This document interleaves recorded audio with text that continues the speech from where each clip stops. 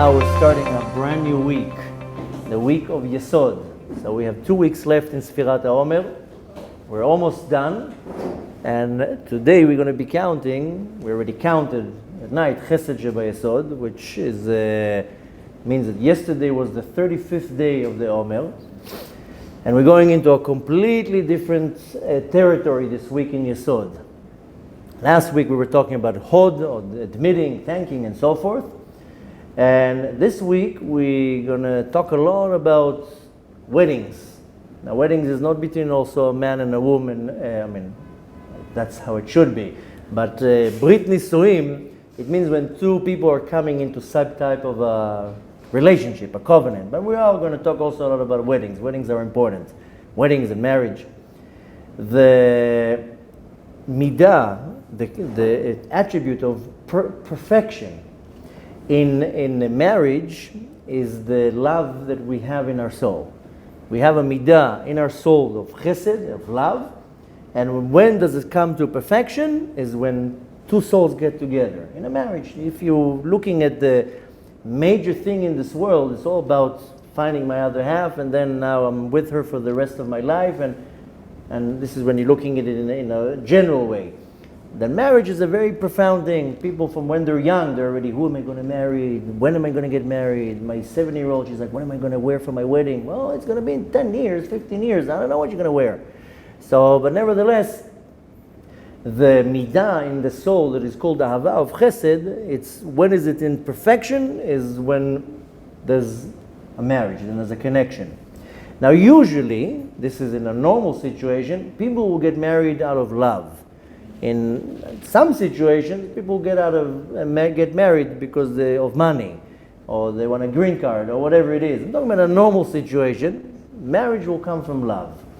Now, if we're going to the first shidduch in history, the first couple in history, Adam and Chava, then it says that when Adam and Chava, they became, so to say, together, then the Torah says, therefore, they left, so to say, their families, and the man, davak ve'ishto, he got, so to say, glued to his wife. And davak comes from the word in Hebrew, dvekut. Dvekut is when I'm really attached to something. After that, the verse says, ve'hayu lebasar echad, and they became one flesh. What is that referring to? Referring to a child. When a husband and a wife are together, they become one flesh. That means they have a child together. Like I said before, that every action that you do will birth something. So in this situation, they went together and the result was a child. Now, this is a child that was born out of love, out of a connection. I'm talking about now in general now, because I know that people say, listen, most marriages are not what you're talking about. But the idea is that Adam and Chava, or a husband and a wife, a woman and a man, they came together out of love, and the result was a child. Now, the whole week of Yesod, we're going to talk about, like I said, a lot about weddings, a lot about marriage, a lot about relationships and connection, because Yesod is the inner hook. Yesod is a foundation. The translation of Yesod is a foundation. But nevertheless, Yesod is the last of all 6 sfirot that are called Zeir Anpin. And the Yesod is the, so to say, the basin that receives all the shefa, all the abundance from all the sfirot above, and then it will give it over to the malchut. So the Yesod is, so to say, the connector, the hook between the sfirot above to the sfirot below. So Yesod in every situation will be the connection, the hook that is connecting something. Sometimes you look at any type of a connection, any type of a relationship, something has to be the hook there. If not, there's not going to be any chibur, any unity. So Yesod is the inner hook, the inner unity of any type of connection. When you're looking at Chesed Sheba Yesod, this is the love that causes the hook.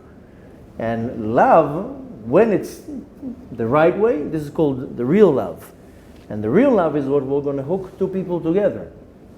So I'm not talking right now when a covenant is done because of a benefit. I'm talking about just because of love. This is the Chesed Sheba Yesod, that there's going to be the power of love that will connect two things together. Now, practically saying, I have a lot of relationships. I have a mother, Baruch Hashem, I have a father, I have kids, I have a wife, I have friends, I have cousins, I have not only me, everybody. We have so many relationships. Now, practically saying, I have to see and recognize the love in all these connections. Because the love is going to be what's connecting the two souls together. And if I'm already somehow connected to people, it's all by chance. It's not that randomly happened to that I'm connected to these people. If anybody's in my life, that's because it's a divine plan already.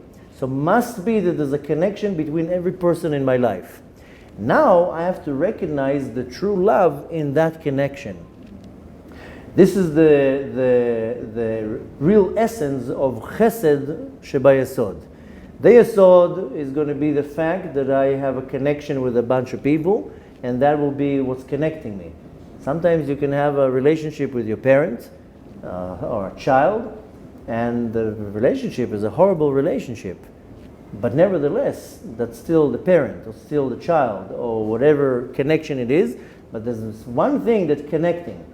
Doesn't mean the relationship has to be a great relationship, but nevertheless, the connecting part is done because there's some type of a love between. It doesn't mean that I see it in an obvious way. Many times in the relationship, it's not obvious. And many times in a relationship, a person says, I know that's my father. I can't stand the person. Not me, I'm just saying in a general example, that I have a certain individual in my life, and I say, I don't know, I can't even stand that person, but I can't get rid of my child, or my parent, or my sibling. What the point here is to understand that maybe in this situation I don't hate the person, I might not like the behavior of the person, but I don't hate the person itself.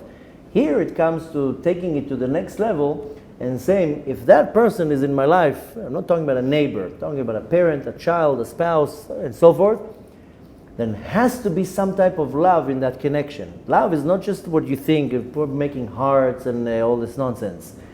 If there's any type of a connection between me and another person, there's some type of love there. Now I need to know how to recognize the love in there. And now how much I'm committed to the love in this relationship.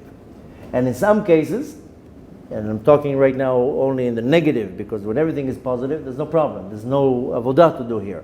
Many people don't understand why they have a bad relationship with their child, or with their parent, or with their spouse. And sometimes when it comes to a spouse, okay, let's get divorced. That's not necessarily a solution to get divorced. Sometimes a certain individual, then they come and tell me, I have a horrible marriage, we don't get along, we don't see eye to eye, nothing in common, blah, blah, blah, I want to get divorced. That's not a solution. Some people, it's nigzar lehem, it's a decree from above that they have to deal with a health problem all their life. Some people, they have to deal with poverty for all their life. Some people have to deal with a child that is a challenge or whatever. Some people have to deal with a bad marriage. So what, you're just going to give up? I know it's not it's not an answer that the ears like to hear. But there are a few couples that I told them, why are you right away running out to a divorce? Maybe this is the decree, this is your mazal, that you have to deal with a bad marriage. You know many parents, they have to deal with a child that is crippled, chas v'shalom lo aleinu, or a severe mental or health problem. They have to deal with the child for the rest of their life. I have a friend who, Baruch Hashem, had a few healthy kids, and then the last kid was born a few years ago with Down syndrome. Oh, the parents for years, they couldn't get over it. And they didn't know how to relate with this curse right now. Hashem is punishing me. Tell them, first of all, you're not punished. It's a privilege to raise such a child. But nevertheless, I know it's very harsh and might sound very cold, but get over it. It's not going to change. That's the reality. Deal with it. You're going to deal with the child now for the next 50 years. That's what the Kadosh Baruch Hu decided to give you. You have any problem to complain to the Kadosh Baruch Hu? That's what Hashem decided to give you. And Hashem decided to give this person this problem. And to that person, another person. I don't know, I just heard this morning, a 3-year-old here in Sfat died in a fire. Can you imagine now the parents, that's what the Kadosh Baruch Hu says, now these parents have to deal with this. You know what it is to lose a child? I can't even start even imagining the parent that has to deal with losing a child. But that's what the Kadosh Baruch Hu, that's the mazal of that person. Can you do anything? You have to deal with it. So in some situations, and I know I might sound cold, I'm just trying to get the point across, not cold at all. I feel very bad for anybody who has to deal with any type of situation. But the right way of dealing with it is understand that's the situation. It won't change. It's not going to change the situation. I know, again, it sounds cold and very not soft, but that's the situation. Deal with it because it's not going to change. So this is a hard situation, but many times I tell couples, this is you're the other half. Your situation is to deal with a bad marriage. In all your life, you're going to deal with a bad marriage. Because these are all the midot that you need to work on. And you can take it to the worst place, you can take it to a good place. So some people will have it with a child, some people will have it with a spouse, some people will have it with the parents. How many people suffering with a relationship with the parents? That the relationship is a disaster.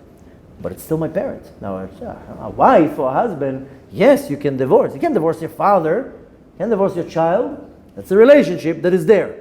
Now you choose what you do with it. It doesn't mean that the relationship will ever be good. This is already, some people need to take from advantage, from the beginning. It might never be good. But nevertheless, the relationship is there. What is required for me is to recognize the love in this relationship. It has to be some type of love. Love doesn't mean that I just draw hearts everywhere and I love you so much. Sometimes the love hurts. Sometimes the love is a very hard midah to achieve.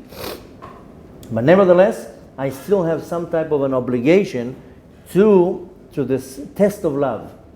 And the easiest way to recognize it, unfortunately, many people, to some people they might not relate with what I'm saying now, and they're lucky. They don't have to deal with a bad relationship. But a very large amount of people in this world, they have to deal with at least one bad relationship that is devastating to them.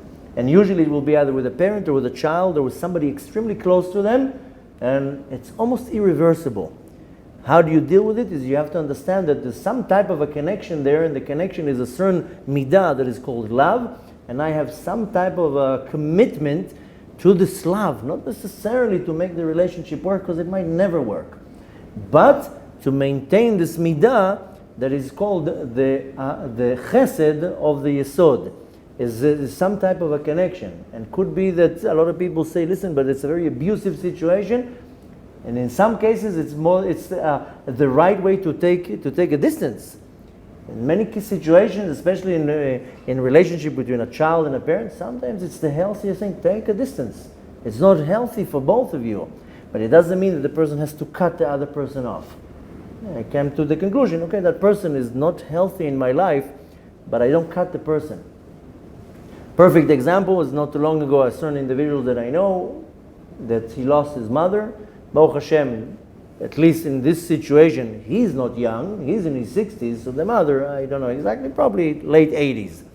At least she had a long life, but he told me they had the worst relationship you can imagine. Now she passed away not too long ago, and he's asking me if he has to sit Shiva on her. He's like, I don't want to sit Shiva on her. I don't even go to the funeral. I can't even stand her. What do I do here? Do I still obligated to sit Shiva on her? And I told him, yeah. You know, the real Kibud Avim is when the person dies. The real honoring parents is when my parents died and I bury them the right way and I say Kaddish and I sit Shiva and I do what I need to do for them. And I said, besides the fact that sitting the Shiva is some type of a closure, whatever you didn't work out for 60 years, maybe this Shiva is gonna be the closure and you say goodbye. Maybe in this world, the relationship was a hard relationship, but the connection between you and to her, that's your mother. That's a very strong, powerful connection. It could be in the world above. There's unbelievable love there. Just happened to be that the role in this movie, in this world, is a bad relationship. So it didn't work out for 60 years, and now you can do some type of a closure, and you sit Shiva, and you'll say Kaddish. I don't want to say Kaddish. Well, nobody's asking you what you want or what you don't want. This is Kibud Avim. In his mind, I can understand. He says, I can't stand her. It was the worst mother I ever had. She did this, she did that. I said, I don't want to hear what she did. It's irrelevant what she did. You're asking me, you have the mitzvah of kibud avim, then say Kaddish, bury her the right way, and say Kaddish on her. You don't have to like her. But nevertheless, she's your mother. There's some type of a connection here. This Yesod, this connecting, and this it's coming from a midah that is called Chesed, Ahava. Maybe you didn't feel the love, but it's still there. And in this specific case, I told him, maybe if you sit Shiva and you say Kaddish, you're never going to see her face again in this world. Maybe that's going to be the closure. What's we're going to not maybe. I told him this is what's going to be. This is how you release it. Okay, so some people have to battle diseases, poverty, and many other tragedies. You have to deal with a horrible relationship with your mother for 60 years. Now you're happy, so to say, that she left the world, but don't just throw it like a bag of garbage. Come to some type of closure. So again, to some people might not relate specifically with what I'm saying now. Unfortunately, many people do relate and say, yeah, I do have at least one relationship that is a disaster. The point is not to cut it off and not to say it never works. It could be that it will never work, by the way. Not that I'm trying to get the air out of the sails. This relationship will never work. But that's the test here. How you're treating this relationship, they will never work. When are you backing off? When are you putting some effort? When are you not taking it so personal? When are you letting go? And when you are able to apply some type of love here, and sometimes love has to be from far away. You there, I'm here, and you live your life, I live my life, and when you apply it in the right way, that's how it actually heals the relationship. And again, it might not be done in this world, but could be that the process in this world is what's going to cause the healing for eternity. And if a person is connected in a relationship of a parent and a child, this is not a random chance here. This is not a fluke or mistake. This is a strong connection. Must be that could be that the bad relationship in this world is the tikkun for the eternal relationship. And the way to do it is to find that I do have some type of a commitment. I don't know if commitment is the right word. In Hebrew you say mechuyavut. I have to put something here. And that is the connection, is this love between these two souls. A little bit heavier to deal with, but as soon as we're going to go through the week of Yesod, things are going to start being a little bit more clear, because the whole point of Yesod is how I'm doing stronger connections. The ultimate connection is in a marriage, of course. That's why I said we'll talk about marriages. But the connection, every relationship has a connection. I need to know how to nourish it and how to reach to a tikkun between the souls, between the connections between the souls. So again, Chesed of Yesod is the love that causes the connection between two entities, between two souls, between two humans, and not always it's all easy and nice. Sometimes it's coming in a very hard way, but nevertheless, my effort and my commitment to preserve this love, that's what's going to heal the relationship. I might not see the fruit in this world, but I might see the fruit of my actions in the world to come, and that's really what I care about, is to make sure that I'm not leaving this world without a tikkun. And it's important to know that not always I see it in front of my eyes. Sometimes it's a very long process. You just have to remember that if you're involved in something like that you're doing the right thing. Even though the other side is not receptive or not participating, but at least you're doing the right thing, and your commitment is to keep this kind of connection, even if it's very far away physically, but you're keeping this connection alive and burning.